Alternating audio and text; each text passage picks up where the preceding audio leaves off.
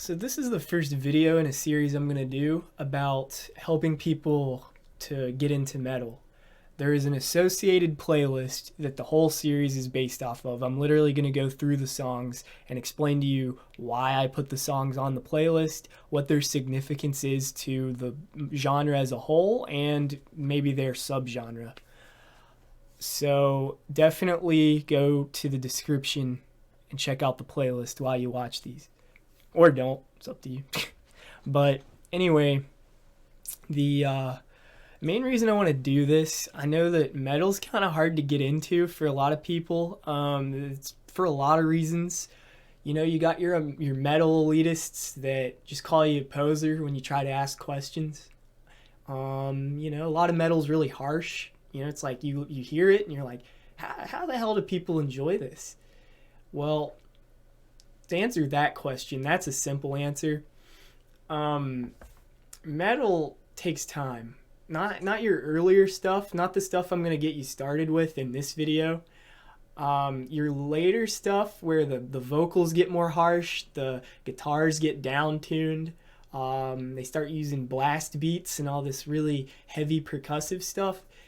You're just not ready for it yet. Maybe. Now, some people, they hear death metal for the first time and they love it. And that's pretty cool. I was not one of those people. My own experience is actually why I want to do this, because it's taken me a long time to slowly get into more and more subgenres. But I'm at a point now where I feel like I want to guide people down the path. So with all that being said, I also want to say that these are all suggestions.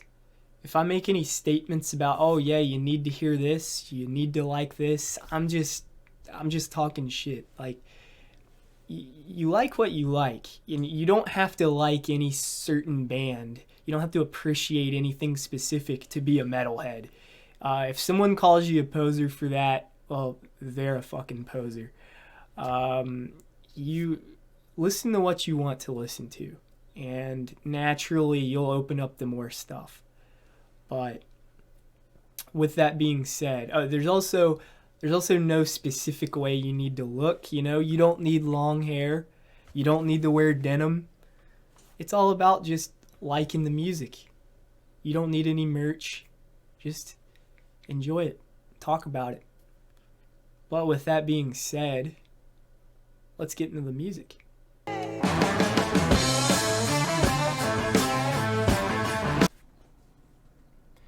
So at the very top of the list, we actually start off with two things that aren't technically metal. So we got All Along the Watchtower by Jimi Hendrix. I've got this because we need a Jimi Hendrix song. If this playlist is going to get you familiar with metal, you need to know where metal came from. And Jimi Hendrix, most people agree, he's like the start of the whole thing. Even though he wasn't metal, he invented shredding. That is what people usually say. He is the inventor of shredding. And shredding is, you have to have it. Especially for that 80s metal, you have to shred. Shredding is fundamental. Okay, so I just picked All Along the Watchtower because that's a Jimi Hendrix song. A lot of people know, but it's to get it in your mind. Okay, Jimi Hendrix is the reason this whole list exists. All right, and then right after him, I put a Led Zeppelin song, Black Dog. Some people consider Led Zeppelin the first heavy metal band, and I would say, or I generally agree with that. They had a heavier sound than a lot of rock bands, because they were, at least in their day, they were a rock band because metal didn't exist. But I like to say if Jimi Hendrix invented shredding, they invented heavy. Like, they had that sound, like I just said, that kind of set them apart from rock, especially in their later stuff. And like Black Dog, I would say Black Dog is one of their heavier songs.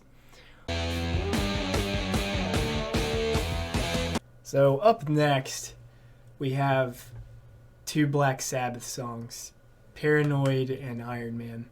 So Black Sabbath is pretty much agreed to be the first real deal heavy metal band That is what they were without a doubt. They were just more than rock. This is going to be 1970 for both of these songs. Now, they did have stuff earlier than this, but for the purpose of this video, I wanted to give you two songs that everybody knows.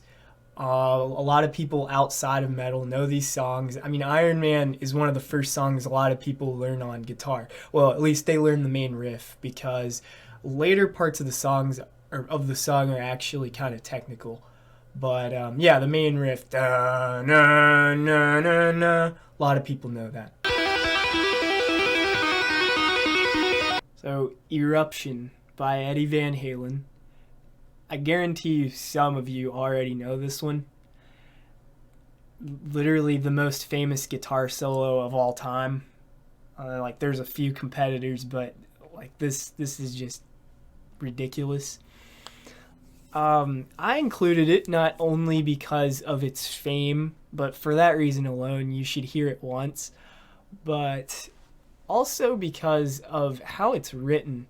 Okay, I think of it almost as like a showcase of guitar techniques. He tap notes, he tremolo picks, he uses a whammy bar. He does all this different stuff that makes guitar solos special. You know, all these techniques that you have to know if you're going to be a lead guitarist. And this is just the best showcasing of all that stuff I've ever seen. And if you really listen to the song, you'll see what I'm talking about, and you'll pick up on it in other songs you've already heard. And yeah, now Van Halen was a rock band, not a metal band, so you're not going to see any of their other songs on this list, but this song it's essential to metal.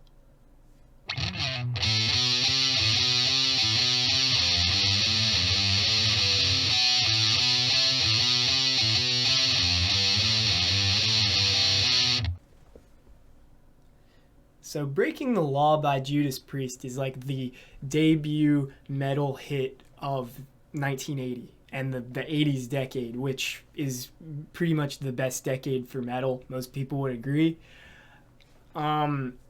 This song, the subject matter of it, it really shows you the punk roots of metal. You know, the song's just about a guy kind of lashing out against a society that he doesn't agree with. You know, it's fun, it's escapist, but in a different sort of way. You know, a lot of other, like when we talk about heavy metal, the form of escapism they use is more like fantasy. You know, there's a lot of heavy metal that involves barbarians and dragons and all that. This is more of just the lifestyle of metal, you know, or at least like what we like to pretend it is. Just a guy riding around on a motorcycle doing what he wants to do. Yeah, it's you gotta hear it to appreciate later stuff, I would say. So it's a fun song. It's really simple, but real good. So the last couple songs we're going to talk about come from Iron Maiden. They're a band that came out of the new wave of British heavy metal movement. That was where punk bands started to lose popularity. People stopped creating them a lot.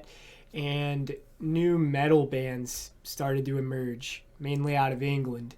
And Iron Maiden is probably the most noteworthy one that came out of this movement. I mean, they're extremely famous.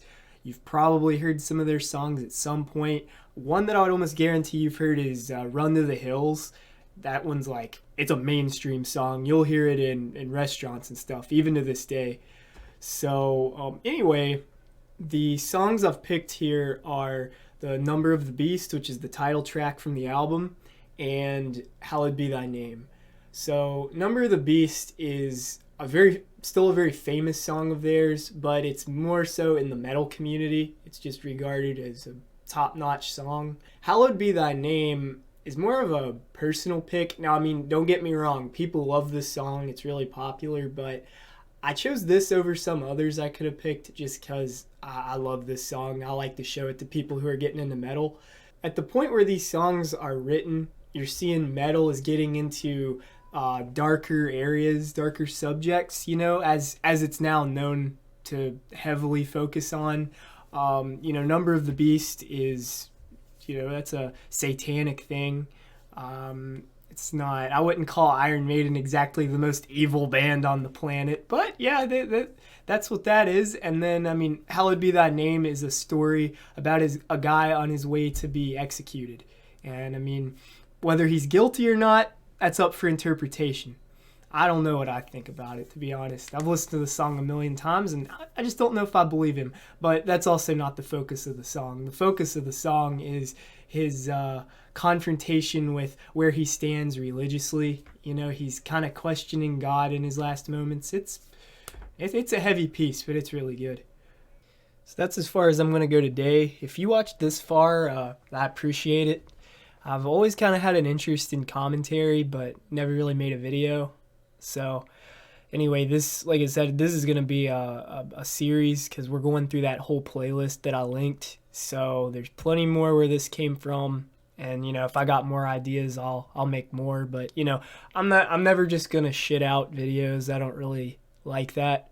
I do all kinds of different stuff on this channel. So just feel free to go through what I've got. If it's cool, sub. If not, thanks for watching this one at least.